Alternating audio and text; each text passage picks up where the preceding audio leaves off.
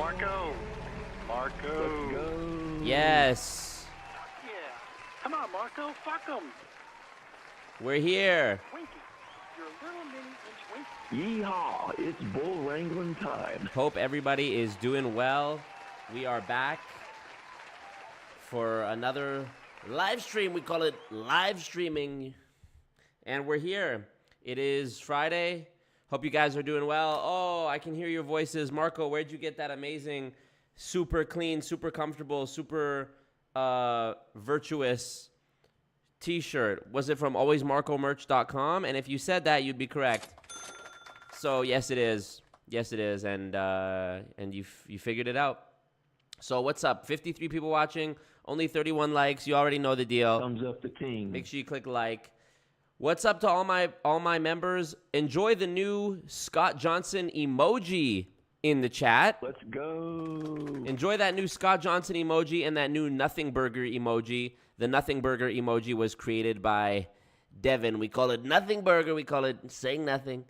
So both of those are a lot of fun. And I don't have enough members to add more emojis, so I had to remove the old Peter Mingles emoji where he's in the suit. But I left the one that looks like a mugshot because, of course. So I hope you guys are having a good day. Today we are going, the goonheads. The goonheads. Today we're going to be looking at Donald Trump. We call it the 45th president. That's what they call him. And he was a great president, frankly. And when you look at what he did with the southern border and you look at what he did with China, nobody does more for international trade than me, frankly. And I'm the only president that ever went to North Korea, and I've got a good relationship with Chairman Kim. I like him. He likes me. And we sat down and we talked it out, and we went point by point. We call it point by point, bing, bing. And when I was in office, every country respected us. You look at what's going on under Biden, and frankly, nobody respects us. It's terrible. It's so sad. But we're going to come back, and we're going to do it bigger, and we're going to do it better. And you look at what's going on with crooked Hillary and the laptop, nothing happened. And you look at what's going on with Biden and Hunter Biden and his laptop. The Democrats, they like laptops. We call it corruption. We call it collusion. But they want to come after me. They're saying they're coming after me for documents that I kept, documents that, frankly, I was allowed to have. I'm allowed to have them. So, you know, you look at that, and it's a tragedy. We call it unconstitutional. So, you know. Obama. And we're going to learn how to make billions and billions. We're going to make a lot of money. We're going to make a lot of money with Trump and Robert Kiyosaki today. And I hope you guys are doing good. I hope you guys moved your bodies today, moved your meat suits. Today was one of those days. It was hard for me to get up and go to the gym. I woke up. I slept through my alarm.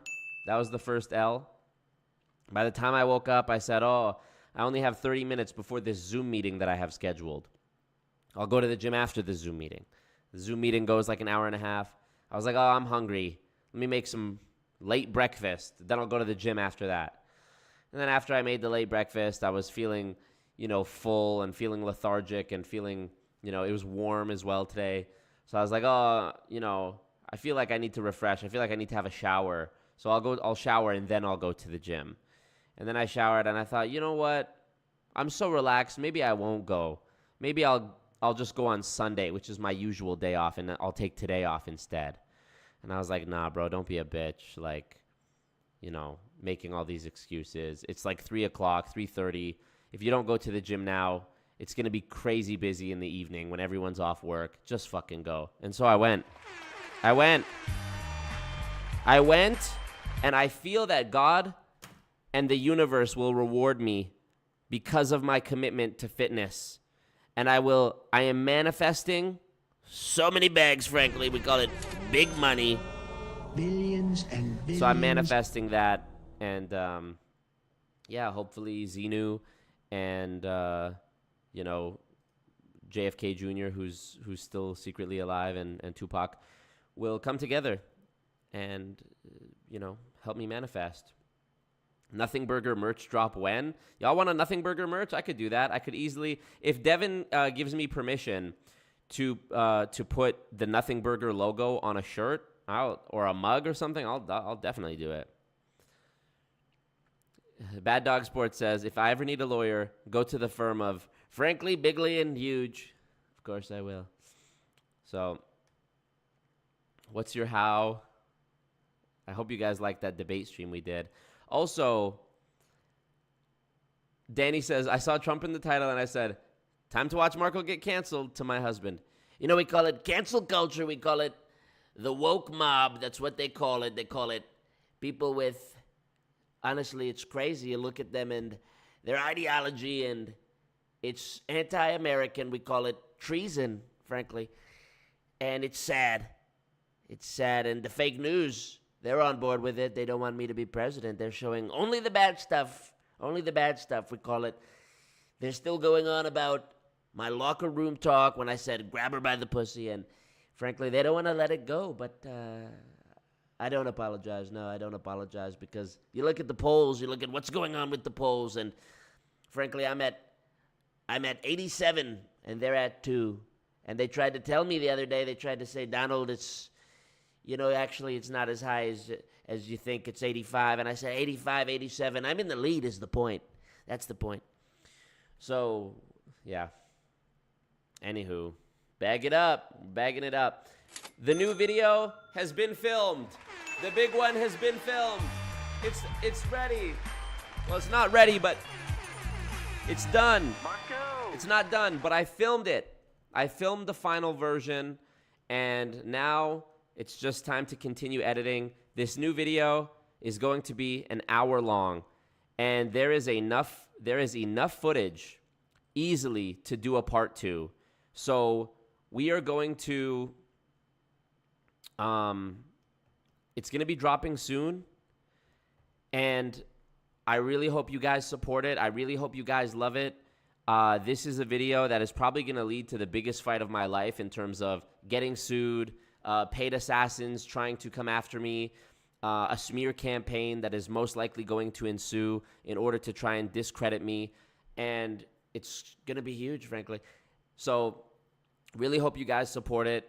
It is going to be, I've been quiet. I've been pretty quiet on like Instagram and community posts on YouTube. I've just been doing the streams because of how much I've been working on this video. It's consumed so much of my time these past 6 months. And the next 6 months is going to be me building on this investigation. You're going to see an Instagram. If you're not following me on Instagram, please do, @alwaysmarco, because you're going to see a campaign that exposes the daily deception and daily malpractice of this company. I have compiled hundreds of pieces of evidence that are going to be included in my report to the Competition Bureau, the Federal Trade Commission, perhaps the Department of Justice, and any other regulatory agencies that I might decide to reach out to regarding this. But you're going to see me continue that on Instagram. These companies are, you know, MLM companies, they thrive off deception. They thrive off telling you, the consumer, that you could make millions of dollars. This could get you financial freedom, time freedom. And these are the lies that they perpetuate in order to deceive people who are in a vulnerable position. And we're going to see some of that with this Robert Kiyosaki training course video that we're going to watch a little bit later. And on Instagram, I am going to be in real time showing how the very, very top leaders of this company, some who have been in it for decades, so they should know better than anybody the policies, compliance, be compliant. They should know better than anyone. And you are going to see me in real time exposing their daily actions on Instagram. It's going to get heavy. So, be prepared to see what happened again in 2021, where my Instagram was taken down 15 times in the span of a couple of months because I was exposing a certain company's wealth claims and deceptive lifestyle claims on social media, and they didn't like it, so they used bots There was days where I would wake up with thousands of new followers. All of them were bots because they had paid, $10, $20 or whatever to target my account with bot followers. Because when you do that, it drowns out any genuine engagement that you might have had on your Instagram, because most of your followers are bots. So as a result, most of your true followers won't see anything you post. So there was several times where I had to go private for a day, manually go through and block every single bot account, hours and hours of my time spent doing this. And then they would get it taken down. I only was able to keep my Instagram because I had a friend who worked at Facebook that was able to manually revive my account every time it got taken down. But that's definitely a situation where, I wouldn't have been able to get it back. So, and anyone else wouldn't have been able to get it back. I was truly lucky in that I had somebody who worked at Facebook. So you're definitely going to see a campaign like that, against me again. And, I've been gearing up for this since January. We have an hour-long documentary. I don't want to use the word documentary because it's so, I feel like that puts pressure on myself for it to be a certain thing. But video, documentary, whatever you want to call it, it's going to be about an hour long, and we call it 60 minutes. And there's definitely enough footage and enough stuff that I didn't get into that could be used for a part 2. So, I really hope you guys like it. It's you're going to be seeing it soon. And, make sure you guys click like. Thumbs up the stream. Thumbs up the king. There's 90 people watching, but only 66 likes. Okay, let me see. Am I a lucky girl? So true. Run to sanctimonious. You look at... Devin Kelly says, not my phone, auto-correcting Febby to debt. I love it. What up, Meek? What up, all you guys? The bait of the year. Yeah, my video is definitely the bait of the year. Broke Assassins. What up, Daisy B? Lick the Ting. Yes. I've compiled hundreds of pieces of evidence in 30 days, says NPAZ. So true. So true. What up, Scott Schaefer? Scott says, great Trump impression. Thank you, Scott. He also says, what did he say? We call him Scott Schaefer. Marco going to get taken out. Godspeed, Marco. Thank you, Scott. Yes, you might see my YouTube channel being taken down. The video, I'm almost certain will be taken down through some bullshit or another. Every one of my MLM videos has been taken down, put back up, taken down, put back up, limited in Canada. WFG Part 3, in some regions, you still can't watch it. So this new video, I'm anticipating it will get taken down, so I'm going to be uploading it to other platforms as well. Rumble is a platform that I made an account on that I think they're a bit better with stuff like that, so I will be posting it on there. I don't plan to be posting regularly on Rumble, but I will post the video on there so that there's at least a place you can watch it. Maybe they'll try and get the whole channel deleted, in which case I have Always Marco Extras, which you can subscribe there. And you look at what they're doing on YouTube with the algorithms and copyright claims. They call it false reporting. So, yeah, you're gonna see this. You're gonna see this war waged on Instagram, and it's really gonna be. It's tremendous, frankly. So, I'm reading your guys' comments. Appreciate you, Bad Dog. That was a fun stream the other night. Under Biden, there's no YouTube. Yeah. Yes. The new video, definitely, I haven't worked on anything as hard as I've worked on this video. If you want to support me, Patreon, memberships, all that, Streamlabs. Nervous for it, excited for it. Here we go. Okay, so let's get into the topic of tonight's stream. I feel like there was something else I was going to say about the new video, but I cannot remember for the life of me. So let's start with this, okay? We're going to start with Eric Worre and Robert Kiyosaki, this short video of Robert Kiyosaki talking about why he endorses network marketing. I personally think this is so foolish, but let's check it out.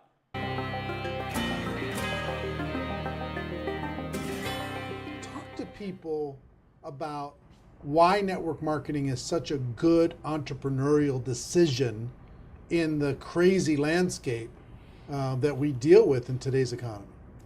Well, as we know, there's fewer and fewer jobs. You know, American corporations say they're hiring, but they're not hiring in America, they're hiring overseas. But more than that is that the reason I endorse network marketing is most people are addicted to the paycheck. And the paycheck is one of the most sinister plots ever pulled upon a human being. If you need a paycheck, you've sold your soul. You know, you sold your body, Wow. your mind, Wow. your spirit, and your emotions. You sit there in fear of losing your job, or can I get a raise, or, you know, will I get promoted? I mean, and then why would you do that? Another thing about the reason we endorse network marketing, we don't think of it as a network marketing. We think of it as entrepreneur development. Because if you need a paycheck, this is not your business. You know, we build businesses. So sometimes when Kim and I do a deal, we may not receive a paycheck for 5-6 years. You know, and so these guys come, oh, am I going to get rich quick? You know, and some people do. I don't know if you do or not. But that is an employee, get rich, loser mindset. Wow. And so the thing that network marketing does is really kind of cure you of that loser paycheck, get rich quick mentality and actually build a business. Such a cock. You know, we build businesses, and that's how we're rich, but we didn't get rich quick, and I don't need a paycheck, and I never want a paycheck. So that's kind of a revolutionary thought to most people up there who went to school to get good grades and get a job, you know, and then you get a high-paying job, and then the higher-paying job, you pay higher taxes, and you wonder why you never get ahead. That's because you went to school to get a job and a paycheck. You've got to get away from the paycheck, and sometimes it might take 2-3 years to get away from that. And that's what network marketing teaches people. It's an entrepreneur's mindset, it's an entrepreneur's spirit, not a loser employee, I need a paycheck mentality. What a cock. What a fucking cock. Yeah, I mean, that speaks for itself. Do I need to point out the nonsense of that video about how jobs are not, you know, every person in every MLM that I've ever seen talks about having a job like it is slavery, like it is the worst thing you'll ever see, okay? Slavery, I'm pretty sure, you know, I wasn't around back then, but I'm pretty sure slaves didn't actually have a choice. I'm pretty sure slaves didn't have benefits. I'm pretty sure slaves didn't have sick days. I'm pretty sure slaves didn't have a guaranteed, you know, income for the hours they worked. You know, there's a whole myriad of points that you could make to explain why this is complete nonsense. But we're all adults here, so I hope that that's not necessary. Panda says, trick question, all of that is just your body. Exactly. When he talked about you selling your body, you're selling your spirit, your time. Okay. So, and yeah, he is outlining what's bad about MLM, the irony. If you need a paycheck, this is not your business. Actually, 100% true. Yeah. Like, people who shame jobs. You know, there are even people, not even in MLM, but people who have cushy jobs that shame worse jobs. In MLM, I constantly hear stuff where it's like, well, stay broke then, or go back to working at McDonald's. It's like, bro, you realize McDonald's, which serves 1% of the global population every day, has probably hundreds of thousands of employees across the world that work for it. Let me not talk out of my ass. Let me actually see how many employees does McDonald's employ globally. How many McDonald's employees are there? Wow, how did it know? What is this? What is this? What is it? Why is it showing up on the side like this? 205,000. Okay, it says with over 39,000 restaurants operating in more than 100 countries and serving 69 million customers daily, McDonald's has become a global phenomenon. In 2019, their annual revenue is $21 billion, with 205,000 people employed worldwide. So when these MLM companies talk about how they have, you know, an unlimited income opportunity and there's a need for what they do, consider that some of these MLMs, the big ones, have hundreds of thousands, sometimes more people working for them than McDonald's. If that doesn't spell market saturation, I don't know what does. But anyways, my point is just that it's so ridiculous to shame people that work at McDonald's because that's a lot of fucking people. And anyways, there's just so many layers to why talking bad about people who have jobs is a shitty thing to do. There's literally, how could every single person be their own business? They couldn't, is the short answer. You know, one hell of a nothing burger. So true. So true. You know, this is a video almost from 10 years ago. And you notice, too, regardless of what time period you watch, like, you could watch an MLM recruiting video from the 90s, and they'll talk about this scarcity and this, this fear, scarcity mindset where they're like, oh, you look at what's happening with jobs, and nobody's hiring. They're hiring in China. Basically what Robert said here. They're not hiring here. Well, you could look at any period in time, and they'll be talking about how technology's taking over and da-da-da. Look, I mean, hey, yeah, keep doing your thing. Keep doing your thing. I'm reading your guys' comments. Such a cock. Gina says, I make 90K with my college degree, no mortgage, and get paid time off. Streamlabs link in the goddamn chat. Hold up, Gina. Gina, you shouldn't have said that, Gina. You shouldn't have said that, Gina, because I got that Streamlabs link in the chat. That's calling your name.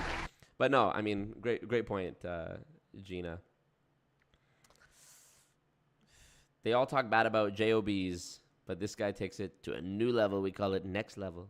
Thumbs up the ting, by the way, y'all. That's free to do. You know, you don't need to make 90K a year to thumbs up the ting. That's totally free. Thumbs up the ting. And totally effortless. All right, I'm reading comments. Breaking your back for your family is a loser mentality. According to these guys, it is. I watched CoffeeZilla's part 1 and 2 of the $500 million scam. He does not talk about Eric Worre, but he does talk about a little bit about Holton Buggs, who could have a whole series on himself. Actually, I'm glad you brought that up, Janet, because that was one thing that I was meaning to talk about with this new video that I forgot to mention at the beginning, is that the other day after CoffeeZilla dropped that part 3, I texted him and I congratulated him on it, and I told him that I'm nearly finished with this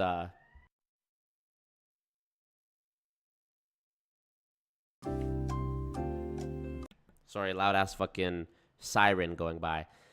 I told him that I'm almost finished with this new video I'm working on and asked him if I could send it to him to get his notes before I release it. So I think that'll help a lot. And, of course, he said yes, which I'm grateful for. And shout out to CoffeeZilla because he made a huge difference with my first big video that I dropped in 2021. That wasn't my first big video, but it was my first big video of that year. And he helped me rework like the first 5-10 minutes of that video, which I think made a big difference. So, yeah. All right, let's now look at Robert Kiyosaki, who that guy we just saw is the author of Rich Dad, Poor Dad. Very famous book that became very successful in large part because of Amway pushing it as an essential piece of reading material to their recruits.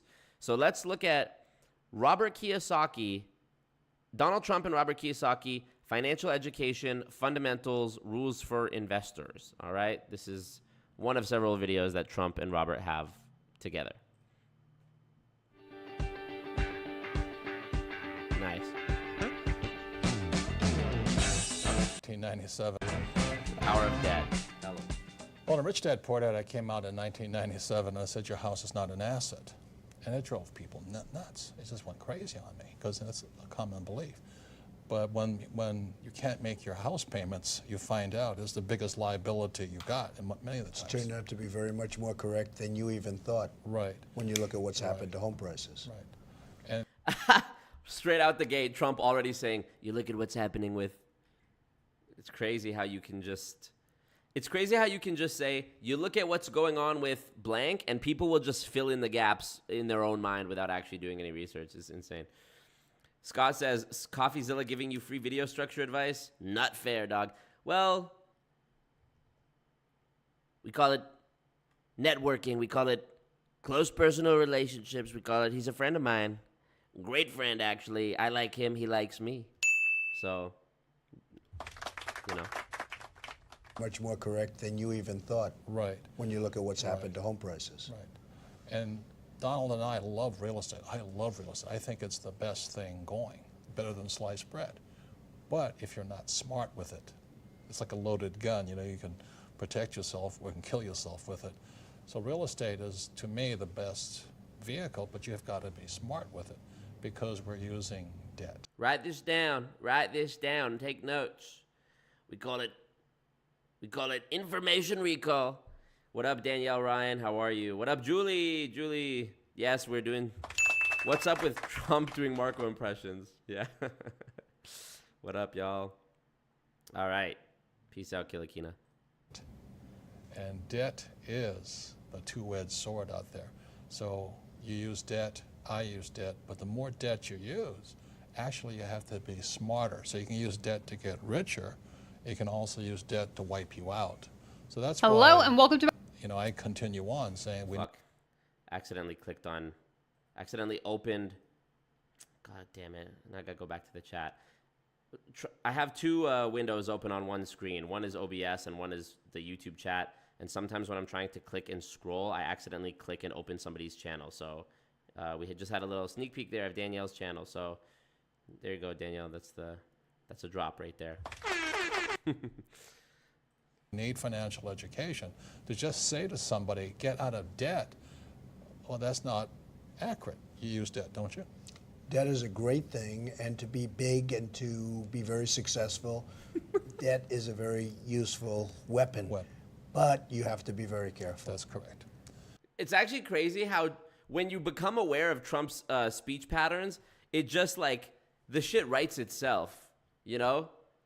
Well, you look at what's going on with the housing crisis, and frankly, it's terrible. It's an insane thing. It's sad. We call it subprime mortgages. That's what they call it. And, you know, when you want to be strong, what did he say here? When you want to be big and strong. Great thing. It's a great thing. Well, that's not Let's see. accurate. You use debt, don't you? Debt is a great thing, and to be big and to be very successful. Great debt is a great thing, and to be big and be very successful, you have to be careful with it. I mean, what a ridiculous thing when Robert says your house is actually a liability if you can't make the payments. Well, couldn't you say that about any other thing that's considered generally to be an asset as well? You know, if you can't make the payment on your house, of course it's a liability. But you could say the same thing about your cash flow generating business. If you can't maintain the upkeep or continue to pay the overhead or pay for your office or, you know, your truck or, you know, your tools or whatever it is that is essential to your business, it's also going to become a liability. So, but I mean, let's see. We'll see where this goes. I'm liking it so far. Very careful. That's correct. So the other thing. Yeah, Danielle, I'm stalking you. You caught me. With when people say live below your means, you don't like to live below your means, do you? No. No. And I think when you say to somebody live below your means, you wipe their spirit out. It's like saying somebody, if you want to lose weight, go on a starvation diet. It doesn't make you healthier to starve yourself.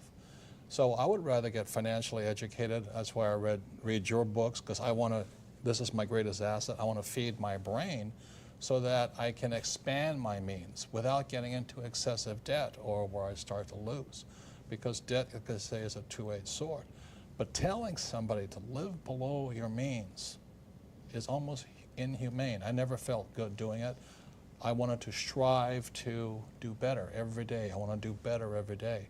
I liked a good life. Like I tell the story of taxiing underneath your jet. You know, I was in my jet, but it was a little Learjet. Oh, just BFF things, just girly things. When you're taxiing, when your jet is smaller than your friend's jet, but you guys still manage to make plans and get along. Don't you guys hate that? Don't you guys hate when you're on the runway and you're taxiing in your Learjet, but then your friend is in his Boeing jet right above you, and it's like, ugh, this fucking guy. I hate that. It's a common occurrence, and it makes me feel bad every single time. You know, we're going to make the debt bigger. We're going to make it better. It's called inflation, and frankly, nobody knows more about inflation than me. And when I came into office, nobody did more for reducing inflation than me, frankly. It's so true. And, you know, you look at what's going on with Biden, and the fake news is always saying things about how great things are under Biden. Well, it's not true, frankly. And I'm going to clean up the mess. We're going to drain the swamp. And I don't want their money. I don't need their money.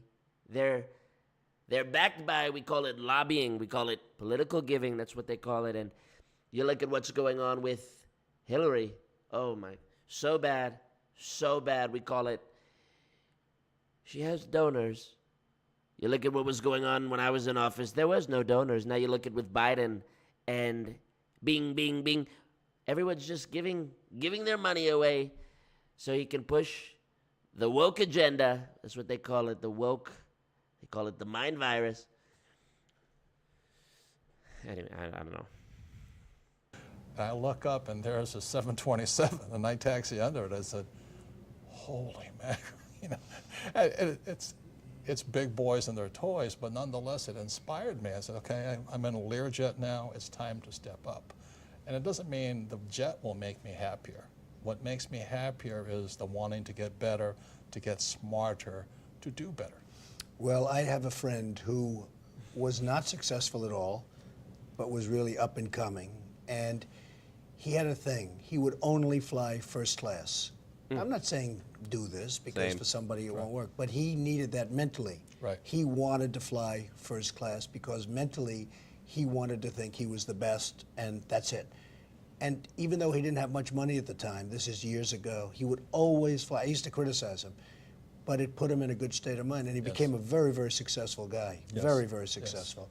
And I've always remembered that. He would never fly coach. He would always fly first class, even though he didn't have the means to fly. So, look, it's complicated, but whatever it takes to train that. Whatever makes you feel better about yourself, stronger, more confident, to want to do better. And I think really that's the issue. And we're at the stage of our lives right now, to ask for more is not really it, but to do better, to feel better about ourselves is still important. It is very important. Right. So that's why I don't like saying live below your means and scrimp and all that, because shopping is fun. Nice houses are fun. At the same time, you have to be very careful. Yes, but you have to be responsible about it. Correct.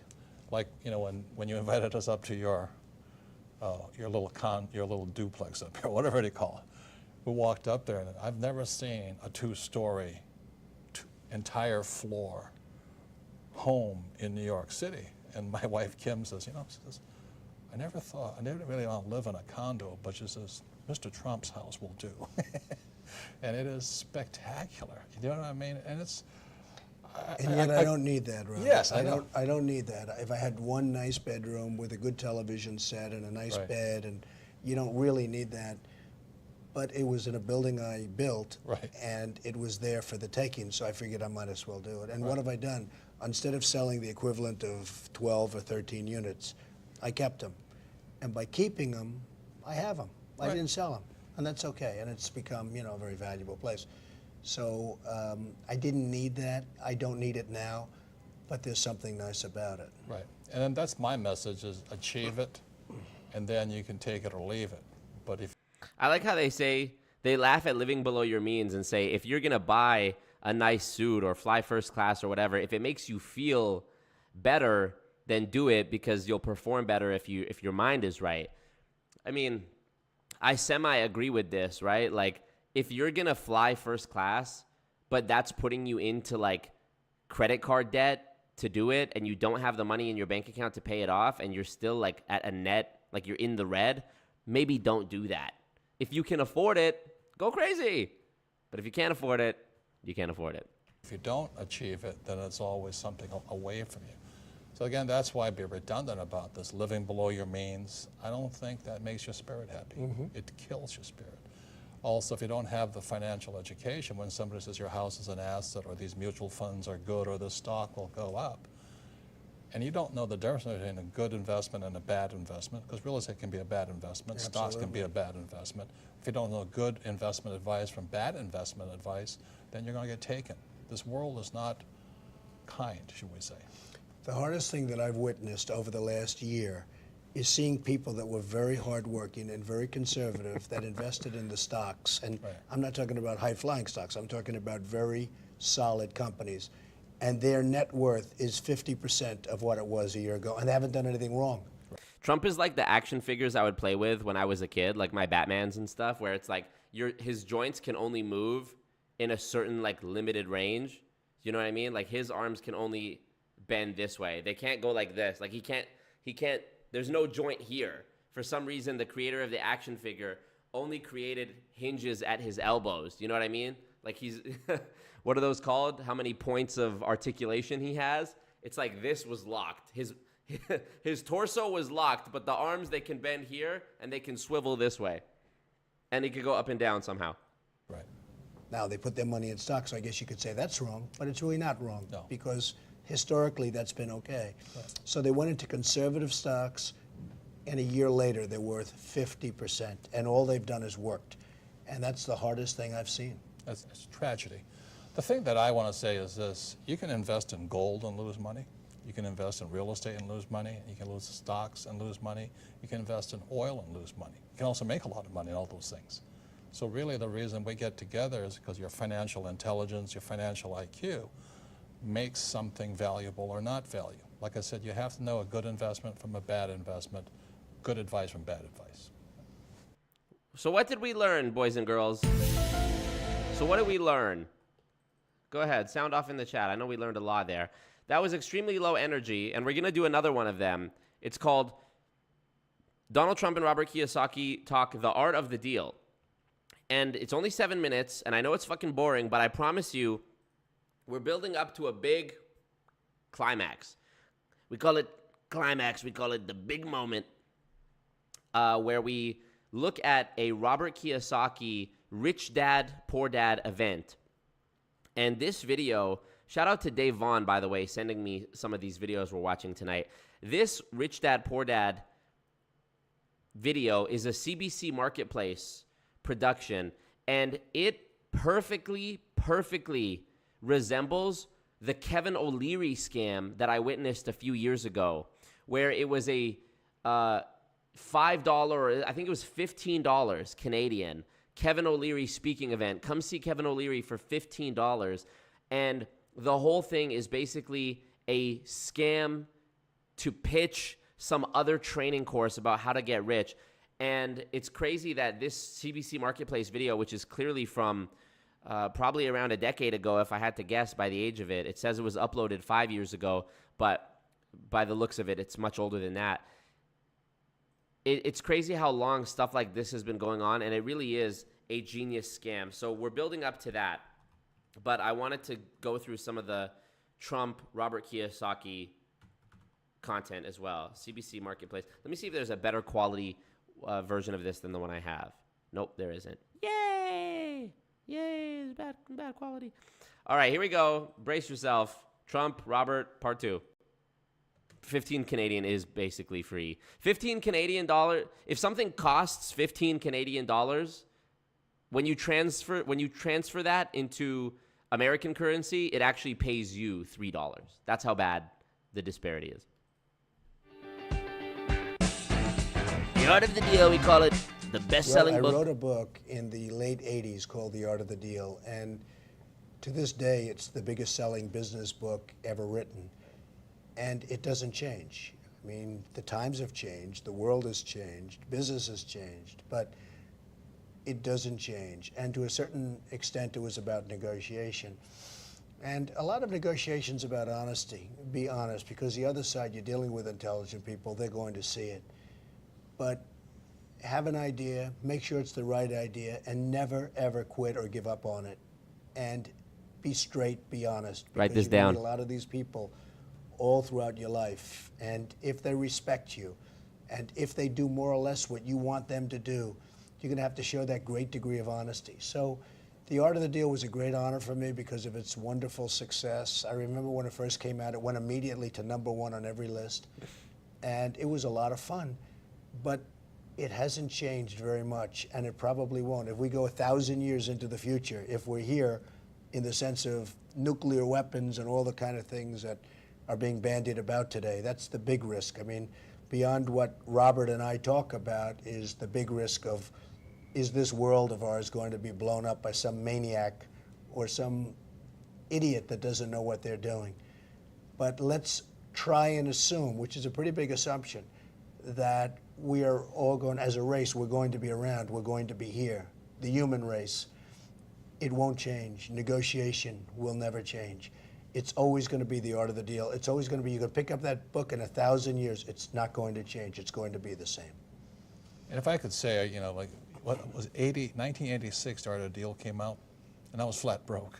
So Kim and I ran out, and we saw you, you know, talking about your book. And so Kim and I ran out and we bought your book, and I said, wow. And that's why it was such an honor to come and talk to you and all this, because that book really straightened me out. When I was so down, the Art of the Deal says I can still think bigger. It doesn't cost any money to think bigger. Great. And so that was, So true. It is what you'd say, a very powerful book. I just love the story of the Woolman Rink, and Kim loves the story of Norma. You know, Norma became her star after that. But it is very. Where is it? Fuck, show the fucking. Where's the dono goal? Who? Danielle, spending money so I can make money. It's so true. You're wrong. You're fucking wrong. You look at Billions and billions. You look at what's going on with YouTube, and we know a guy, always Marco, we call him, always stupid Marco, that's what they call him, and he makes, I guess you would call them videos, I call it fake news, but you look at what's going on with him, and you've got people on the left mainly supporting him, and it's sad, because we've got a country that's going to hell, and we're like a third world country now. You look at what's going on, and you have shithole countries, and frankly, they're doing better than us. You look at the roads, and you look at the state of, we call it public consciousness, and that's way too big a phrase. He would never say public consciousness, but what are we learning so far in this one? Are we learning, guys? Keep learning. It's up here. It starts here. Powerful book, and it's more than just negotiation. It's how you think. It's how you approach your problems. It's how you elevate yourself. So I personally thank you for that book, because, like I said, it pulled us out of our little funk we were in. Well, you know this. It's a great honor when you have a book that goes to #1 on the Times list and every list. Right.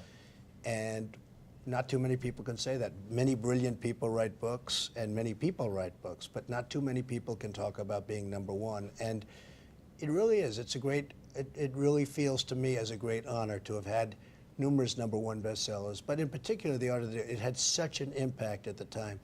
Now, I've also had a television show that continues, that is a very, very hot show, and has been #1 also. Wow.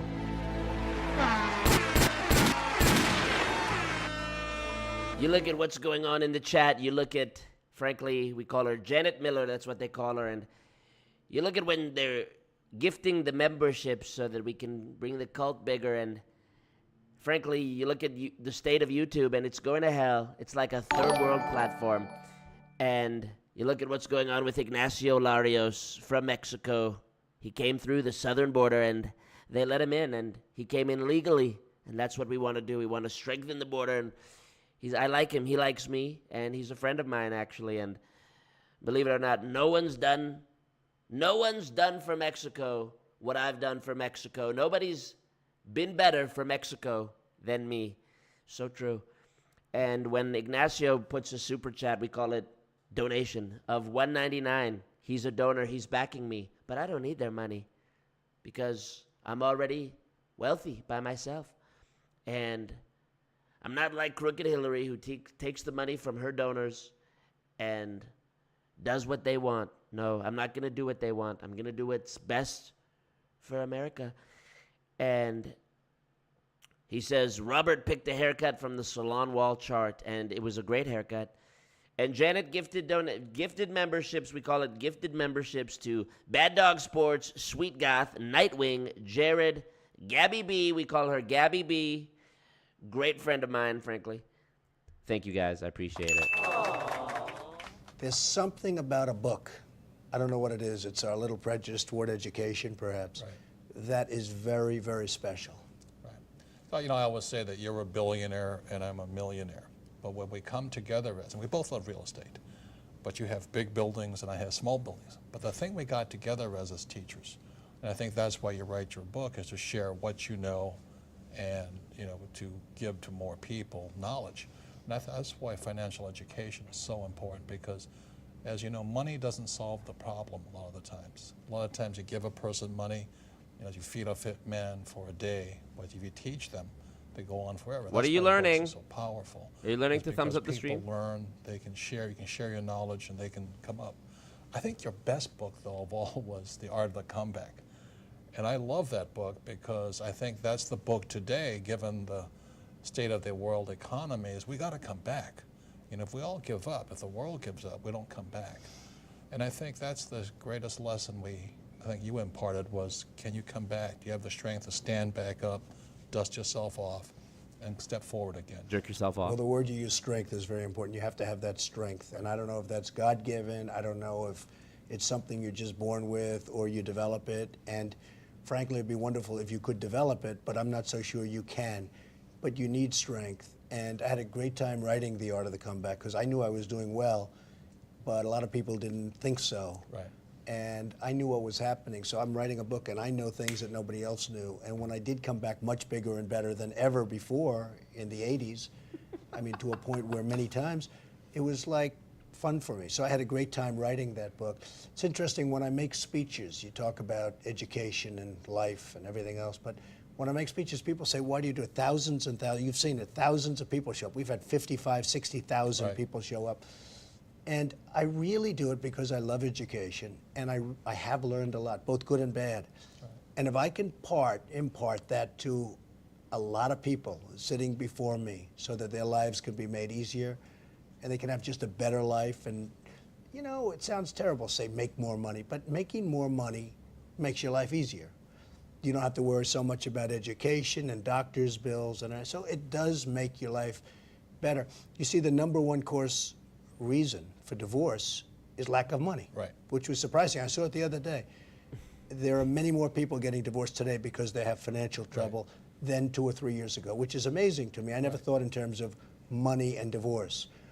But making money sounds basic and sounds almost crude, how to make money. But if we can help you in... Isaac. I'm a full-time welder with benefits. I have paid cash for my wedding, car, clothing and food. I am now in the process of buying my own property. Remind me how having a job means that you're losing. Well, frankly, Isaac, you're a loser. And if you have that job, frankly, you're never going to be a business owner. It's so true. You look at what's going on under Biden and there's no more business owners. But when I'm back in office, we're going to make sure that Isaac, you know, we call him I. That's what I call him. A good friend of mine, and he likes me and I like him, and that's how it goes. But anyways, you look at what's going on with Isaac, and he donated $10, and I think that's great because you have to spend money to make money, they call it. Scared money doesn't make money, frankly. So you look at what's going on, and we're going to get him out of that loser mindset. He's a loser, frankly, and it's sad, but we're going to help him out. So we're going to help you out, Isaac, and we appreciate it. Aww. Thank you, Isaac. What are we learning, guys? The making of some money, it's going to give you a better life. Right. I think the most important thing that you pass on, and I want to pass on, is the spirit to go on, the spirit to stay strong. Like, by the way, Hopi Nay asked how, what'd she say? She said, where is it? Hope.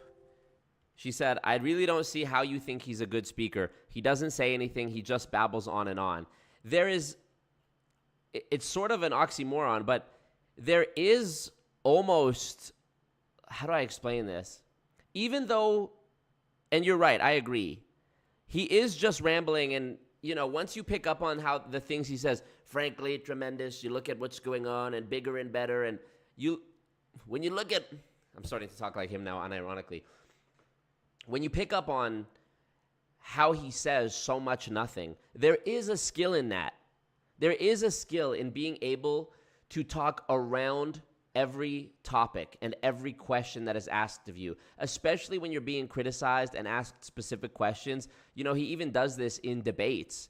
And the guy managed to become the president, even though many people can see through the tactics, and a lot of times it's so lowbrow and he just goes for personally insulting people instead of actually making good points, or he'll just make stuff up, when people ask him about certain issues. He'll say, well, you look at what's going on with blah, blah, blah. And it's easier to digest for for voters, because do people really want to go and do research about whether everything that he says is true or not? Do they want to find out about this issue and that issue? Like, has anyone in this chat ever gone and actually looked up a list of presidential candidates' policies and what their takes are on X, Y, Z and what their plan is? Or do we formulate our judgments on them primarily based on the vibe we get? I've heard so many people over the course of my life say they loved Obama because he just seems like a chill guy. Do you know what I mean? And with Trump, he already, he leveraged this fame that he already had and this persona he already had. And people grew up with Trump. He was in Home Alone 2. He was in, what's the movie? Sorry, the show, Fresh Prince of Bel-Air. He made all these cameos, and people just knew of Trump. So his image was already like bigger than his actual personality. You know what I mean? Like the name and the brand of Trump was already more ubiquitous than the guy himself and the actual policies that he advocated for and against. It was like, it's an afterthought. So there is a skill to what he's doing, because it's such elite levels of mindlessness. It's such elite levels of babble that, and you can't say it wasn't effective. When I say he's a good public speaker, what I should really say is he's an effective public speaker. He's skilled, but skilled in a way that you wouldn't think. Like, he's not skilled in making good points and valid points and talking on topic. He's skilled at doing the opposite, and there is a skill in that. So I hope when I say, when I speak positively of Trump, it's because I'm speaking positive at how I'm complimenting how good he is at being bad. You know what I mean? So, it's obviously ironic, and I if I didn't laugh at it, I would probably be frustrated by it, because, we sit here and we watch things like this and we just go, what are you even talking about? Answer the damn question. What are you even saying? But yeah, that's my explanation, Hopine.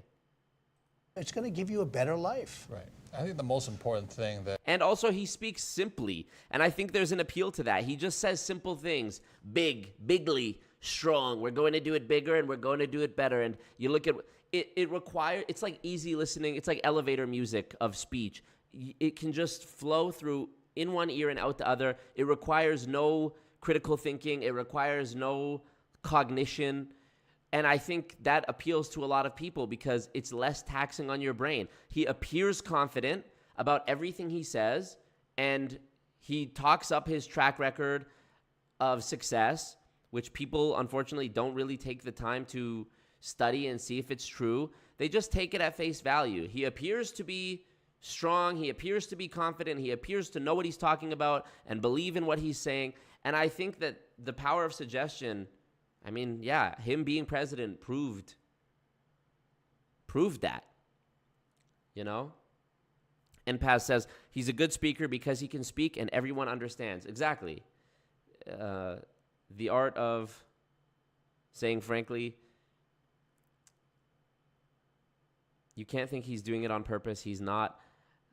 I mean, maybe. But But I do think he's doing it on purpose. I genuinely do.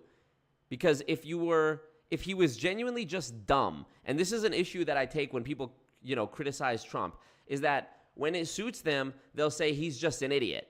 But then on the other hand, when it suits them, they'll talk about how diabolical he is and how calculated his evil is. And it's like, well, you can't really, you can't claim both. You can't claim that he's this evil mastermind, but then also claim that he's an idiot. I personally think it leans more towards him being a mastermind. I think he's carefully calculated his body language, the way he talks. There was that one documentary about him a few years ago where his assistant, his secretary, talks about how he spends a good chunk of the day reading news articles and magazines that specifically mention him to keep his finger on the pulse of what the public sentiment about him is at any given day. So I do think it's very, it is deliberate. He's thinking, I'm standing up straight like this.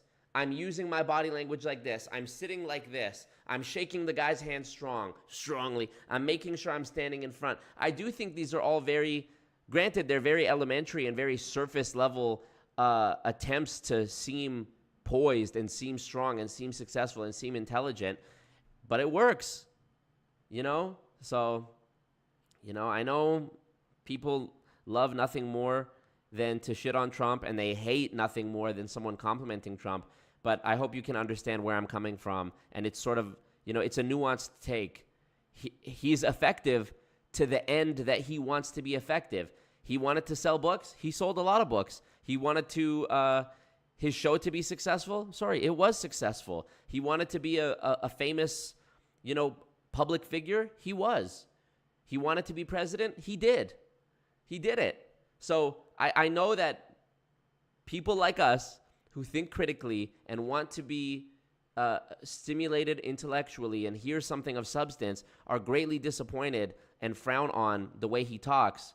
But you have to understand, there's more people who shut their brain off and don't use it than there are people who do use it.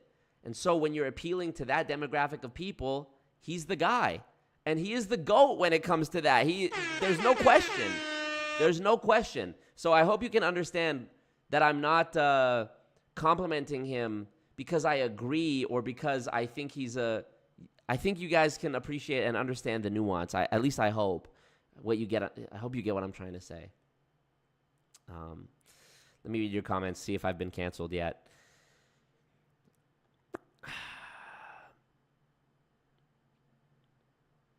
What's up, Kylie W?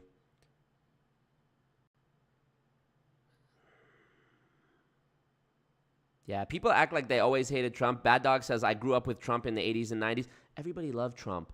There's Mac Miller's one of his biggest songs, Donald Trump. Ray Shremmerd has that song, Up Like Donald Trump. Up Like Donald Trump.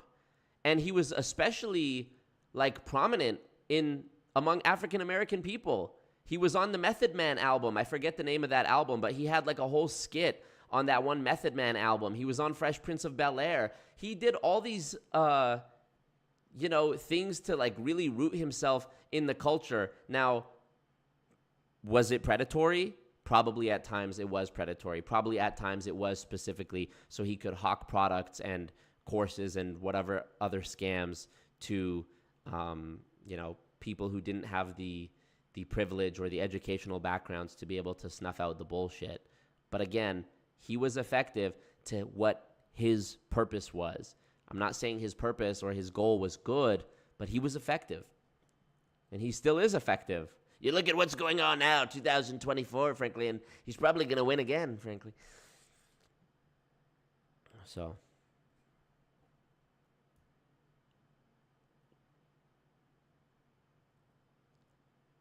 Good public speaker, not a good orator. True. He's a skilled word salsa creator. So true.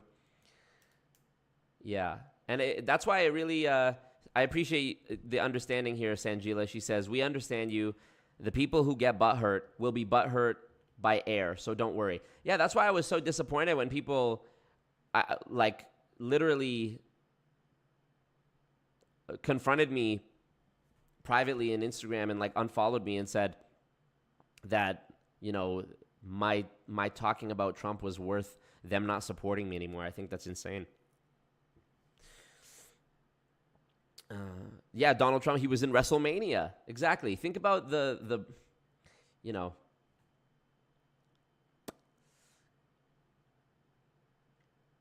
My mom got The Apprentice board game for Christmas years ago. There was this thing that would say, "You're fired." Wow, I love it. I love it. You know, and you know what? It'll be better for your soul and your spirit and your stress levels if you learn to laugh at it rather than being frustrated by it. I promise you.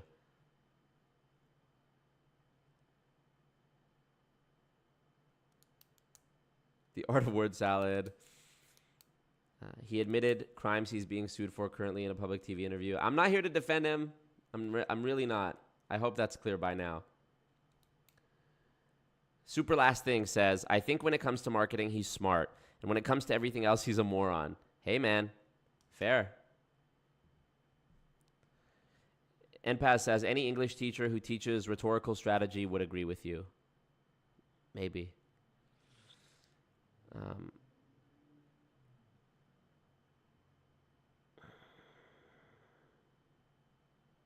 I heard he's on the top secret Wu-Tang album. He could be. Ignacio, thank you. Yeah, Biden slurs strategically. I don't want y'all to be in my chat saying Trump's an idiot, but then if I was to talk about Biden, which I never do because look at what's going on, you know, what's your explanation for how Biden talks? Trump, it's nonsense, but at least it's like simple to digest nonsense. We're going to do it bigger. We're going to do it better. We're doing it so strongly. You look at what's going on with China. Nobody did more for China than me. It's the best, frankly. This guy's bad. This guy's good. So simple. With Biden, what's he even talking about? 1972, the moon landing was there. I went to Disneyland. Like, what is he even talking about? You know.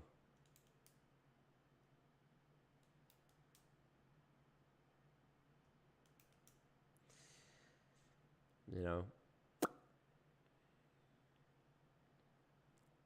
almost as close as That's Hot in the early 2000s. Hilarious. What up, Even Stevens? All right. Some money. It's going to make you. It's going to give you a better life. Right. I think the most important thing that you pass on, and I want to pass on, is the spirit to go on, the spirit to stay strong. Like I was remembering this book about the Jewish people, and they've survived 4,000 years. And you know what kept them going?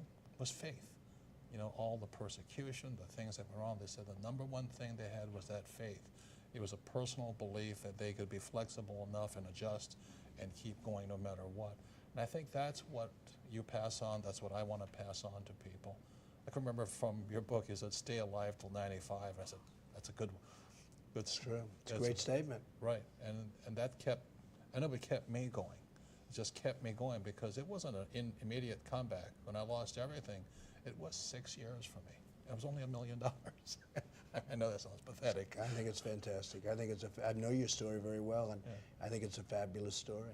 Well, thank you. But it was worth everything. It was worth fighting back, paying off my bills, and coming out stronger on the other side. All right. Finally, we have reached the denouement. The climax, we call it the climax, we call it the orgasm of the stream. This is called Road to Rich Dad, CBC Marketplace. And this video, wrong button, this video goes over the very eloquent scam, the very sophisticated scam that I've seen firsthand. I went to one of these, except instead of Robert Kiyosaki, it was Kevin O'Leary. This video, I'm going to put it on 1.25 speed. Hopefully that curtails the copyright, whatever. But watch this, okay? I'm going to go pee-pee. Coming to a town near you.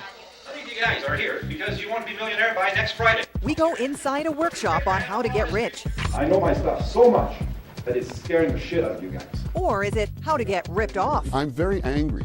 I've never seen anything like this. Did you learn to be rich? Why does this guy get kicked out? I paid $500. I'm done. And the man behind it all? If you're happy to take their money, you should be happy to answer some of their concerns. The guru they call Rich Dad. Well, I don't that's mean for you to feel that you're under attack. I'm just looking that's for not answers. Fair. That's tonight on Marketplace. Get what you need to know right now.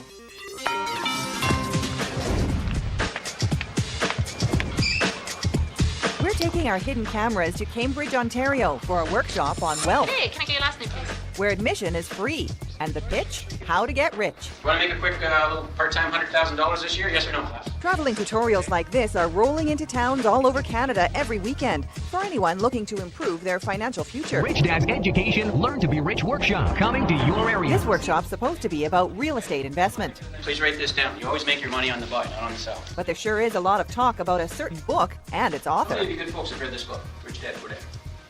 Oh, on behalf of Robert, he thanks you. That's right. The American behind these workshops is the best-selling personal finance author on the planet, Robert Kiyosaki.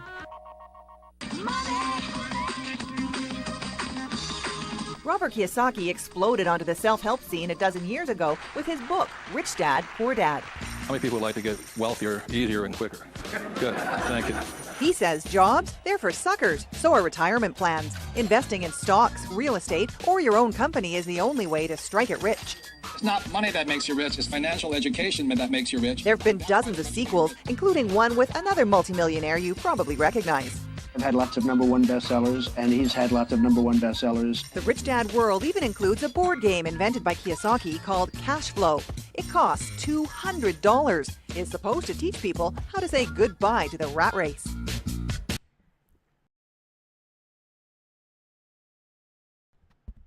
There we go. LOL, Janet saying sweat it out in regards to me peeing. Classic reference to the Jessie Lee Ward situation. So true, Danny. What Danny say? Red pill pipeline revealing itself? What do you mean? For me?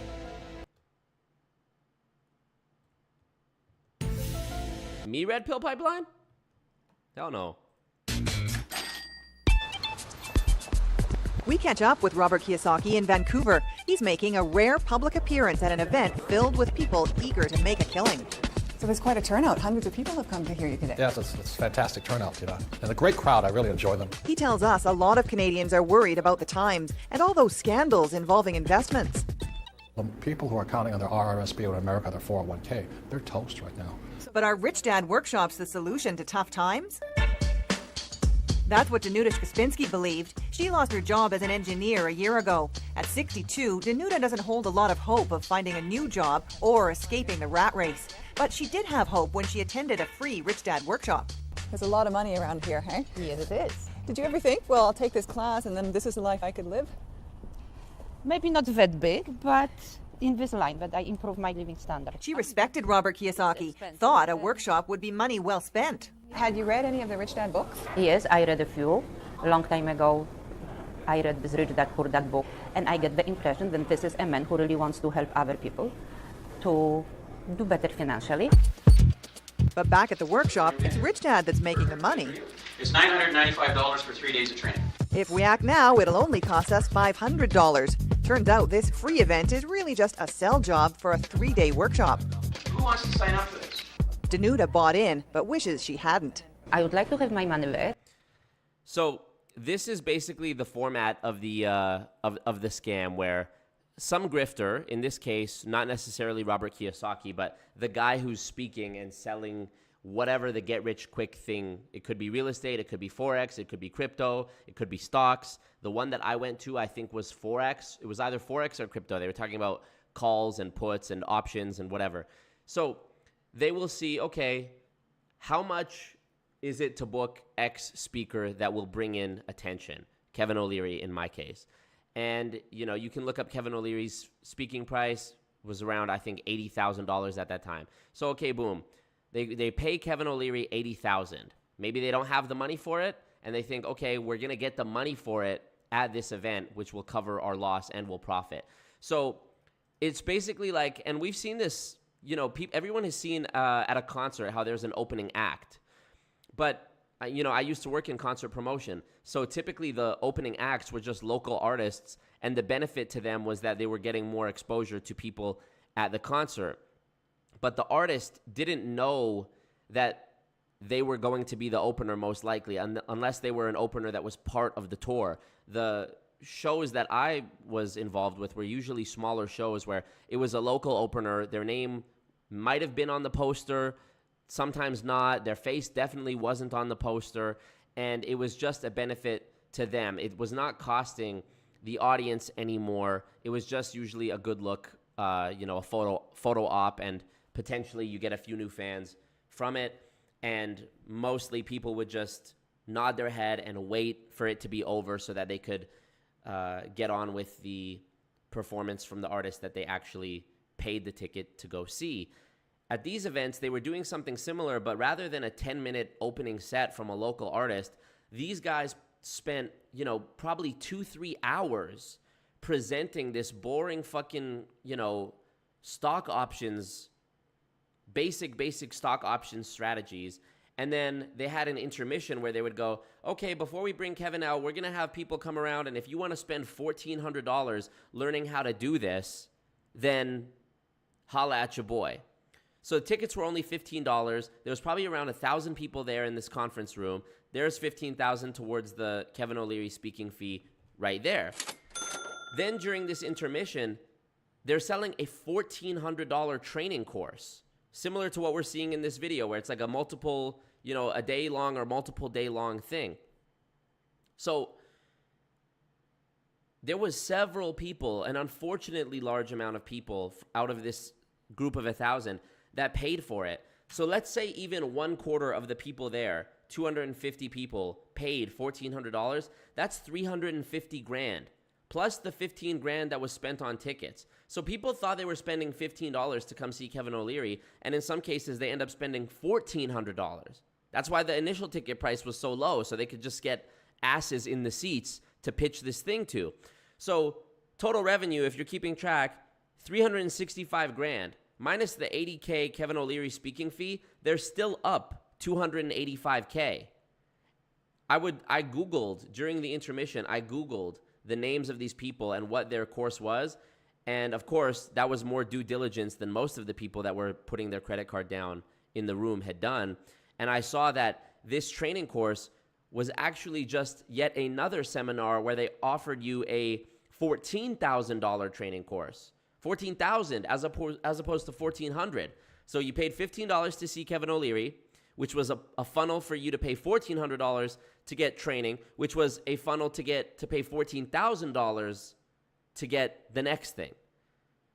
And it's like, man, there's a lot of money to be made. And it truly is a genius scam, because technically they did deliver on their promise to have Kevin O'Leary speak. Technically, you did get to see Kevin O'Leary for 20 minutes, even though you spent 3 hours listening to John Smith talk about, stonks.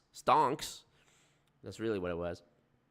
So really is a genius scam. And I think that people like Robert Kiyosaki or Kevin O'Leary have to do more due diligence and actually try to do the right thing by consumers when it comes to people putting their names on posters and what's actually going on, what's actually being said prior to them appearing at these events, because it's really a ruthless scam. It really is. Let me see what y'all are saying here. And Paz says, I'm not paying $200 for that. Trump up the ting. Oh, Danny says in the comments, there's a red pill pipeline in my comments? Oh, because of people talking about Biden. Okay, relax. If anything, that would be a QAnon pipeline that we'd be going to. And I don't think it's either of those. I think it's either of those. Jimmy says, in Rich Dad, Poor Dad, Robert says, borrow money on your credit card as a cash down for a property. Go and try that in the real world. It's called fraud. And Panda says, I didn't know you knew dénouement. Come on, bro. Je parle français. J'ai étudié pour 8 ans dans l'école. Come on now. Omelette du fromage. You know that episode of Dexter's Lab where he speaks, where he says omelette du fromage? Come on now.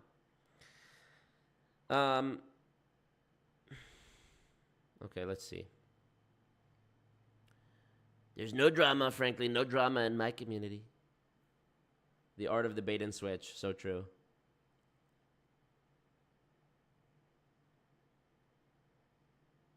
I'm listening to a book right now called Good Arguments by Bo So, who's like a debate champion. I'm listening to the audiobook, and I hope that it equips me with some better debate skills, debate ability, because I really don't have any debate skill. I just sort of wing it every time. I don't really know anything about formal debate, so hopefully I learned some more from this book.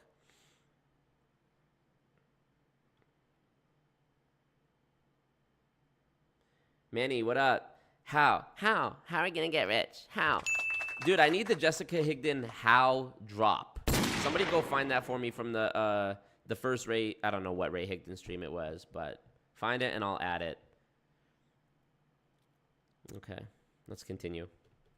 She warns us that $500 workshop will turn out to be nothing more than a... Oh, on Cameo, Kevin O'Leary was on there for $800 last time I checked. But, How? Thank you, Manny. But I don't think he's on there anymore. At least I haven't checked in a long time. Sales pitch for even more expensive courses. It seems like listen to that. She hadn't. I would like to have my money back. She warns us that $500 workshop will turn out to be nothing more than a sales pitch for even more expensive courses. Oh, shit. Sorry, guys. I have to tell you something. Tomorrow night, I'm going to post this in Discord, too, for whoever's not here. But tomorrow night, I might not be streaming because my nieces want to go watch Across the Spider-Verse, the Spider-Man movie, and I'm doing it. So that's at 4 o'clock, which means that I probably won't get home right at 7, or I might get home a little bit after 7, because the movie's probably going to be 2 hours, right, around there, and that'll be 4 to 6. So I might stream, or I might stream a little bit late, or I might not stream at all, but keep your eyes peeled. It seems like you were a real fan of Robert Kiyosaki, and this has really changed your opinion of him. I don't want to have anything to do with him anymore. I like the education they put together. Despite what some fans are saying, Robert Kiyosaki stands by the workshops with the Rich Dad brand. It costs money to go through the... LOL, no, sorry, I wasn't calling the author of this book Bozo.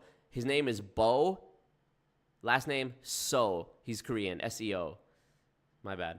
Kiyosaki stands by the workshops with the Rich Dad brand. It costs money to go through those programs. So LOL, Devin also saying, Marco fishing for compliments out here, like the theater kid who says I never took singing lessons. You're amazing at debating, Marco, don't even. Thank you, I appreciate that, Devin, but I don't know, I just, I think I need to actually learn some. I'm sure it seems like I'm a good debater because I'm talking to people in these MLM debates who are living literally in an alternate reality, but I think if I was to debate a topic with a person who's actually trained in debate, I'd probably get whooped. there's people that do go through our programs and are very happy. There's always going to be dissatisfied customers. We want to see what's behind those complaints. So we head for Kitchener, Ontario to spend the next 3 days inside one of Rich Dad's $500 workshops. We pack our hidden cameras so you can come too, catching all the action. See, so the initial training was free. The initial thing was free. This is $500, and then you're going to see how it snowballs. Yes, good morning. My name is Mark Mousseau. I will be your trainer. Trainer Mark Mousseau says his real job is investing in real estate. How many of you guys are here because you want to change your financial future? Remember, we were told we'd learn how to get rich at this real estate workshop. Apparently not. There is no way, guys, that you're going to learn everything that there is to know about real estate in 3 days. Do we agree? We agree. So you get there, three-day real estate training course for $500. Well, guys, there's no way you're going to learn all this in 3 days. Ah, I see what you've done. And just like Danuta told us, the focus quickly turns to selling those advanced courses and get a load at a price. This is, by the way, our advanced training curriculum in big, bold letters on the first page. I want you guys to write advanced training investment from $12,000 to $45,000. From $12,000 to $45,000, absolutely insane. KB says, I would be disappointed if you didn't go see Spider-Man. I appreciate that. Thank you. Kevin O'Leary still on Cameo. For $1,500, get your money, buddy. Loser mindset, bozo mindset, quitter attitude. Don't they want to watch Losing Fortunes? My nieces, yeah, they love it. Master debater, so true. Marco, you're a master debater, thank you. Is this a Spike TV show from 2008? It's just bad quality, forgive me. It's, hidden spy pen camera 1.0 probably. I'll say it again. Our advanced training ranges from $12,000 to $45,000. So there is no surprise here. No surprise to him, maybe. And if we question him, If you guys are not happy about what I'm saying, leave. And sorry to say, but if you have the guts to say something, say it to my face. Literally bullying them, knowing that nobody's going to say dick because they don't want to be the one to speak out in this social environment where he has the appeal to authority fallacy on his side. He's the guy in the front of the room with the microphone and the fancy suit, and you're just one of the plebeians who has purchased this $500 course, and the peer pressure to stay silent is on. It's awkward in those situations because there's the chance that the crowd is going to turn against you.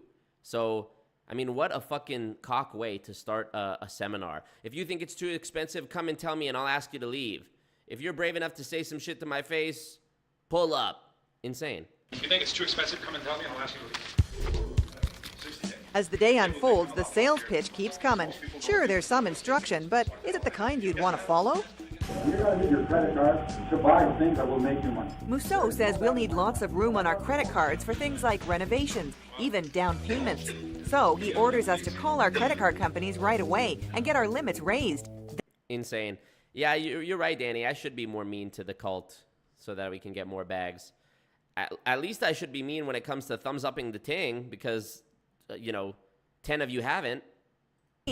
Then challenges us to go big. Ask for 100,000. Who's willing to ask for 100,000 this year? Guys. Call your credit card company and ask for 100 bands. Wow. Let me know how that goes. It doesn't cost anything to ask for 100. Do we agree? He even hands out scripts telling us what to say on the phone. We have some scripts in the back. We can hand them out. Here's what we're going to Some folks grab those scripts and their cell phones to make the call. Are you serious? Giving them scripts to call their credit card company and... So you guys calling? Claimable. You're together? Right? Mm-hmm.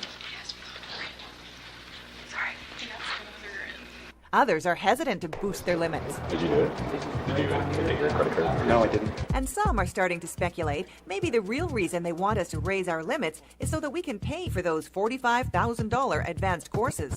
Like, no, it makes sense. It says, they get as much credit available to you as possible. It does sort of set it's kind of really quick courses.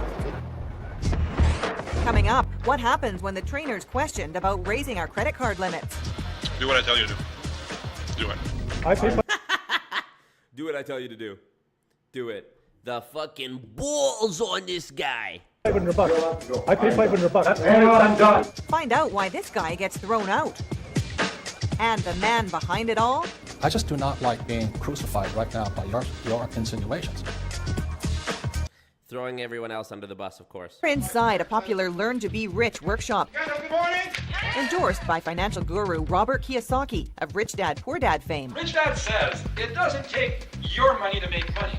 It takes somebody else's money. It also takes credit cards, according to our trainer, Mark Musso. He's ordered us to go raise our limits. And listen to what he says when we ask questions. Is there any risk to raising my credit card? Because my dad always told me... Were you here while I was doing all this, or you were out? No, I was here, but I know my dad has always said to me it's not a good idea to have it too high. Is your dad wealthy? It's okay. Do what I tell you to do. Wow. This is another, fallacy. It's this belief that, and unfortunately, a lot of people have succumbed to this because we live in a society. LOL, sounding like an incel. We do live in a very materialistic, comparative society. And there's this notion that is used by grifters that says, if somebody isn't wealthy, don't listen to them. So this is like us versus them cult training, cult mentality, right? Oh, your dad said, well, does your dad have a boat? Well, just because your dad's not wealthy doesn't mean that he might not have your best interests at heart. He could still be a wise man. He could still be giving you sound advice. He could still care about you. And likewise, the other side of that coin is just because somebody does have money, just because somebody is wealthy, doesn't mean they're a person you should aspire to be like. There's certainly drug cartel, czars and, human, black market salespeople and weapons dealers and people who do all types of horrible, horrible shit that have more money than me and you. Does that mean that we should do what they do? Does that mean we should blindly listen to them and not ask questions? Does that mean we should discredit every other person that tries to talk to us? Of course not. Of course not. And oftentimes people who will say that type of stuff to you oh, don't listen to them, listen to me. That's a person that you wouldn't want to be like anyways. That's a person who might have more material success than you, sure, but that's about it. They're not a better person. They don't have better relationships. They don't have, you know, as fulfilling a life. And they got there because they fucked other people. So it's just crazy how that this shit actually works. And the fact that this fucking loser right here, Marc Mousseau, can say, do what I tell you to do. Is your dad wealthy? It's like, yeah, you know, you went to the Trump school of not answering the question, instead just belittling the person and saying, listen to me instead. It's insane. Do it. Whatever you get, you get. Don't spend it on consumer goods. That's the only thing. But the advice is that if you want to get into real estate, you'll need that cash. Period. So I'm raising it so I can, you know, make a future investment. That's the answer here. Yeah. Okay. Surprisingly, that's not okay, according to Robert Kiyosaki himself. Do you think that's wise to pressure people to increase their credit limits? If that's true, I will look into that. It was on the spot. He said, go and do this on your break, come back. Look, I agree with you that that's not good professional training. Okay? I will look into it. That's all I'm saying. Now let me tell you a little quick story. Yeah, and if she said her dad was wealthy, I bet he had a manipulative answer lined up too. Yeah, he probably would have said, well, why are you here then? Go listen to him. Amazing job. Critical thinking all the way. Thank you, Digital Acetone. Appreciate you. I'm sure he would have said, oh yeah, your dad is wealthy? Then why are you here? Go listen to him then. Why are you asking me questions? He would have belittled her and dismissed her in some other fucking douchebag way. Now back at the seminar, our trainer's telling a story from his own life to show how much money can be made investing in mobile homes. So we made an offer. The offer is accepted. Mousseau tells us about a trailer park development he and a partner swung in Saskatchewan. These mobile homes would sell for $60,000 to $75,000 a door, so that's $45,000 profit times 800. That's $32 million in profit.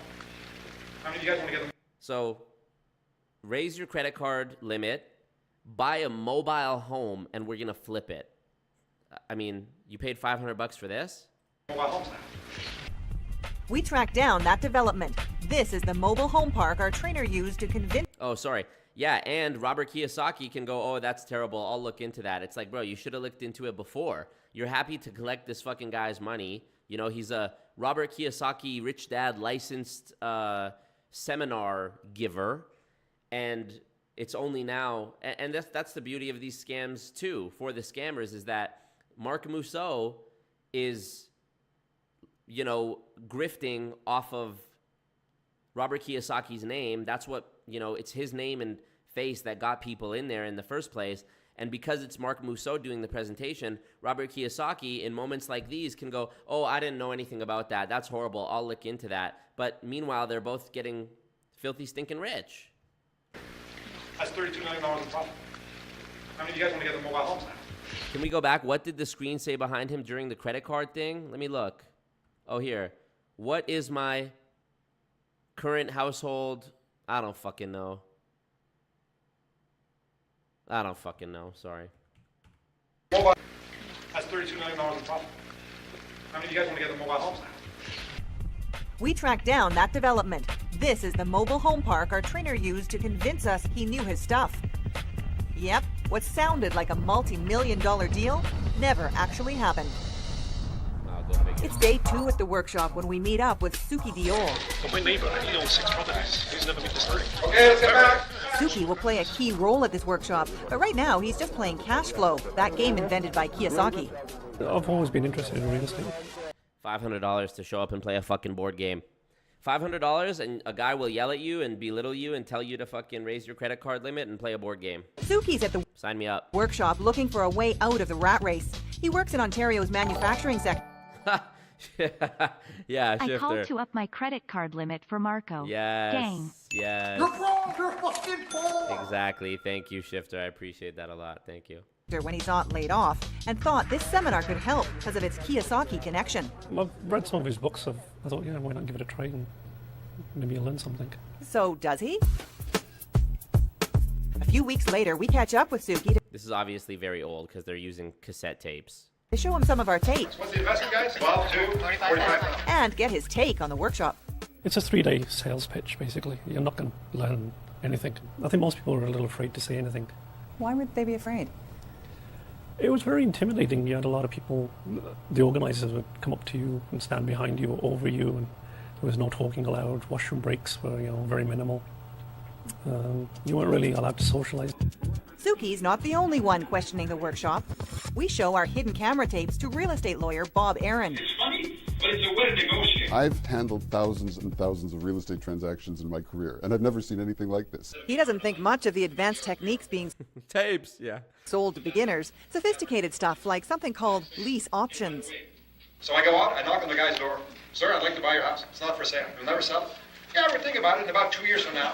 Oh, can I take an option on it? Mousseau's describing a scheme where buyers get the right to purchase a house in the future at a price set today. What do you think about that? Well, it assumes that you find a seller who's stupid enough in a buoyant market to fix a price today for selling his house in 2 years. That's not realistic? Well, it's not realistic. I mean, you may find some people who are stupid enough to do that, but it's going to be really hard to do it. Aaron's reaction is similar for all the techniques we show him from the Rich Dad workshop. Check this out. Techniques like pre-foreclosure. People who are in trouble aren't going to be looking to sell their house to somebody like this. Something called buy 10 condos, get 2 free. If you buy 10, they're not going to give you 2 for free. I've never seen that happen. He says anyone thinking about signing up for the advanced courses should think again. I'm very angry that somebody like this is pawning off this as advice that he's getting paid for to the Canadian public. And they're going to spend a lot of time and maybe a lot of money only to find out that this doesn't work. It's day 3 of the workshop. How are you guys doing? And things are getting worse. A weekend of hard selling hasn't convinced a lot of people to sign up for those expensive advanced courses. And trainer Mark Mousseau is angry. I know my stuff so much that it's scaring the shit out of you guys. Oh God, I'll never be as good as Mark. How am I going to do this? Well, guys, you need to learn this thing. He's saying that you guys are afraid, that you're just scared. That's why you haven't signed up for the courses. He got very upset, very aggressive. I think he called us losers, being afraid. And what do you think about that? You've paid for this workshop, and he's saying you guys are just full of fear. Very obnoxious and rude. With 2 hours of teaching time left, Mousseau says there's no point in continuing if no one will commit to spending more money. Make a commitment that you're going to come back. What a fucking cock. To this company. Suddenly, he ends the workshop early. That makes some in the crowd angry. I want you to show me how someone like me in a real life situation who has nothing right now except their paycheck to do this. Let's stop here. I'm not going to start arguing. Guys, I am done. And then Suki speaks up. Thank you. Mark, good question. We paid, each one of us paid $500 to be here till 7 o'clock. No, you didn't pay $500. Okay, to learn the subjects. Let me tell you something, especially you. When I came to you 3 times this weekend and you're not taking any notes, you're not listening and you're not doing anything, and you're going, that's my way of learning. I am done. That's my way of learning. What a fucking douchebag. Oh, well, actually, you didn't do this, this, and this, so you didn't, this is the same thing MLM people do. Oh, well, the system works, you just didn't work. You're complaining to me about losing money, but were you doing live streams every day? Were you posting on social media every day? No, you weren't. Yes, I was. Oh, well, you weren't posting as much as this guy. That's why you don't have the results that this guy has. And then him just shutting him down. I'm done. Loser. Well, good for you. I paid $500. I Good. Now, anyway, which way I want to. You're allowed to go. Good. Now you're allowed to go. Fucking loser. I paid $500. I'm done, guys. Thanks a lot for your time. Sorry about that. So why are we leaving now? People still clapping for this? If you want to talk to My name's Jeff. this guy about it. But when Suki tries to talk to Mousseau's assistant, he's told it'll have to be in private. Then he's threatened with security. You know what? Yep, hotel security arrives and tells Suki to get out. Hey guys, see ya. Wow. And with that, our Rich Dad workshop's over. Jarek Chin trying to report me to the gym manager to get me kicked out? Ring any bells? Did you think you should have been escorted out? Not at all. I didn't see what I did wrong. I wasn't taking notes. So you're going to kick me out of the room for that? Why If he had been taking notes, Mark would have just said some other shit. do you think he wanted you out? Because there's still people sitting on the fence that might possibly want to sign the course. If I'm standing there asking questions, that puts doubt in their mind. Doubt about shelling out up to $45,000. Wow. The course is called Learn to be Rich. Did you learn to be rich? No, I don't think we did. I think Robert did. Robert Kiyosaki? Robert Kiyosaki probably made quite a bit of money out of this. The general public's not going to make any money out of this. And what's Rich Dad have to say about all this? Our story takes a dramatic turn. I am very upset. Guys, this isn't the first time we've heard this. We're in Vancouver with Rich Dad guru Robert Kiyosaki, putting complaints to him about his investment workshops. Our talk takes a revealing turn. People feel that it's more a big sales pitch to spend more money on Rich Dad than actually getting a basic education in real estate. Well, I agree with what you're saying, and it is a challenge for me. He agrees? But these guys are doing, they're not my company, they're a licensee. It's not me, blink, blink, blink. How is it not your company? Thank you, Ignacio. Appreciate you, big dog. Everyone be like Ignacio. Well, it's a license of my company. Dan Pena. Yeah, Dan Pena is so bad for this shit. And they're operating, should I say, legally and under the auspices of my license. Kiyosaki seems surprised to hear we know about the company he's partnered with. You're talking about Whitney International? Oh. Whitney Information Network? Yeah, that is true. Thank you very much. That is true. Let's use Kiyosaki's Thank you very much. That is true. Oh, you exposed me. Thank you very much. cash flow game to explain it. The Rich Dad workshops are just Rich Dad by association. Kiyosaki has licensed his brand to a company that, until recently, was called Whitney Information Network. It's been offering get-rich workshops for more than 10 years and has a history of run-ins with regulators. Nacho! How many times does he hear that, I bet? What up, legend? And unhappy customers. I understand, ma'am. I just do not like being crucified right now by your insinuations. At first, Kiyosaki downplays the problems we've uncovered. There's lots of these events all over the country. I have had some complaints from a few about some instructors. I promise you I will look into it. And I promise you I will. I do not like what you're saying, and you're painting it only in one direction. Well, I don't that's mean not for fair. you to feel Okay, that's you're not under fair. attack. I'm no, just looking that's for not fair, answers from that's people not we've been fair. speaking to. It's not fair. Television is the most powerful educational tool there is. I would rather you take a look at what I teach, more specifically than what, some agent, and I will look into those agents. But this is a Rich Dad seminar. It's branded Rich Dad. So if you're happy to take their money, you should be happy to answer some of their concerns. And Paz says, so funny that the players are rats. Yeah, in the little board game. I didn't even pick up on that. Ma'am, I will definitely look into it. I promise you that. Could it be this savvy businessman didn't do his due diligence? It's more... That's giving him the benefit of the doubt, saying that he didn't do his due diligence. Is he incompetent or was he complicit? I mean, my opinion is that he was complicit. He knows what's going on. Anything to bring the fucking bag in. Did the trainer say his name? I need to know where he is now and how nice his trailer home is. Mark Musso, Mousseau. Wondering why Rich Dad would partner with a company with such a checkered past. I didn't know it at the time when we checked him out. But even before you joined, if you Googled, there were all kinds of consumer complaints against Whitney. But I didn't know how severe it was at the time. That's not an excuse. And then another twist. Kiyosaki claims he's just as unhappy as his customers. Says even he's complained to Whitney about the Rich Dad seminars. I just had a meeting in Salt Lake with them. What did you say to them about what's going on? These are complaints, and they're denying it also, so I'm continuing to pressure them. That's where I'm at. And get this claim. You're giving me ammunition I need, so I kind of appreciate it. With our cameras still rolling, Kiyosaki decides to keep talking. He blames his partners. I am very upset. Because this isn't the first time you've heard this. No, but that contract was entered into with my partner. I had to get rid of my partner. Over this? Yes. But that was in 2006. I mean, if you keep hearing these, why not say I'm not happy? Because I Goodbye, am. Whitney. Trust me, I am. I'm saying it every... You're trying to get out of it. I'm saying it constantly to them. I am more upset than you are. I really am. I'm sure. We show Kiyosaki's confession to Suki. He says it disturbs me. It's not really my fault. That's a cop-out. It's a cop-out for Suki Mikaki, Robert. Suki these nuts, Robert. I mean, he's not able to get out of a contract. I'm looking buff. This is a large T, by the way. This ain't no medium. Just wanted to say that for the record. He's just making a lot of money out of this. Why would he end it? He says, I'm not responsible. If your name's on it, you're responsible for it. Bars. Absolutely. You should know exactly what you're teaching. If you could Bars. Give everyone a refund then. Say something to Robert Kiyosaki, what would you say? Can I have my $500 back? Exactly, Suki. Don't take that shit. We put the same question to... When a customer is angry about something, say, I'm angry too. Panda says, oldest trick in the book. I learned that from my boss. I love that. Yeah. Danuta, our other seminar goer who'd also like her money back. If you could say anything to Robert Kiyosaki, what would you say? From books, you think that this is somebody who wants to help. From workshop, it's more like it's somebody who wants to have more of your money.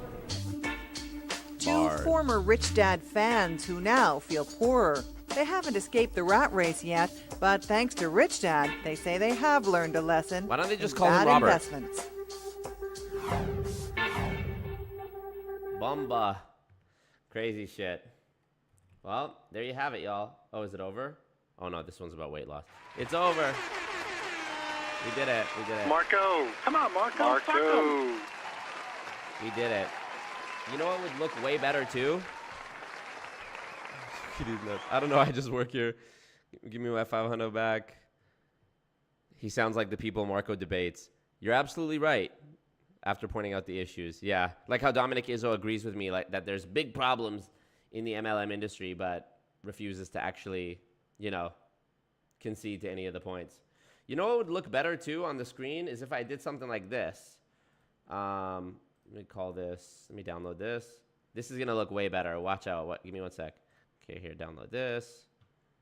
If I go into that screen share screen, I think this format is the elite format rather than having to move myself around in the corner of the screen. I think this is the way. If I do something like this, where'd I go? If I bring this down, where is it? Boom. If I have this as like the background image, whoa! And then I have the internet window capture here. Let's say let me go back to that for a sec. YouTube. Robert Kiyosaki. Here. Like this. Watch. And I go like this. Ooh, wrong one. How to get rich. Anyways. But yeah, you get me. If the YouTube video was there instead,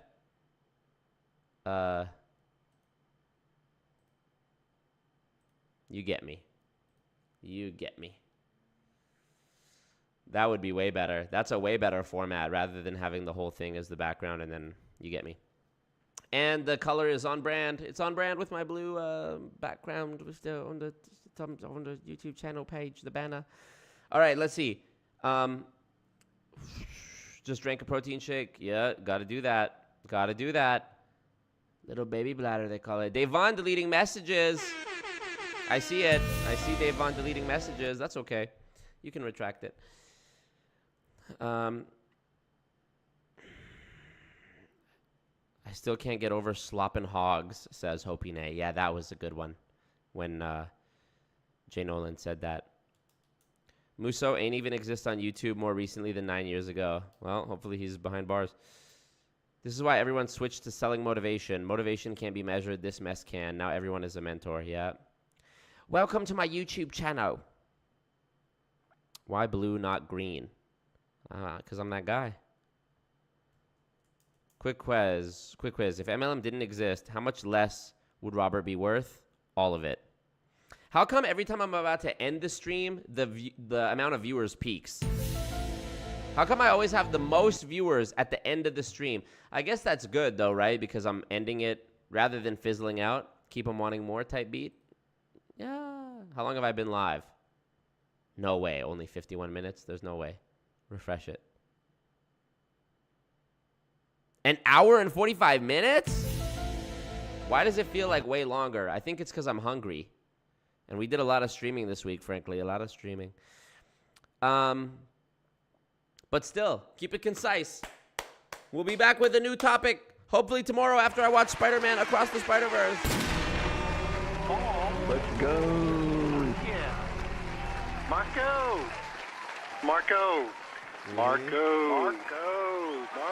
Appreciate you. Why not review? All right, well, you guys, I will see you in the Discord, and I'll talk to you tomorrow. Peace out. Join the Discord. Link is in the description right now. I'm going to put it. Ready? There. It's in the description. Peace out, y'all. Later. Do I have the later sound effect? Later.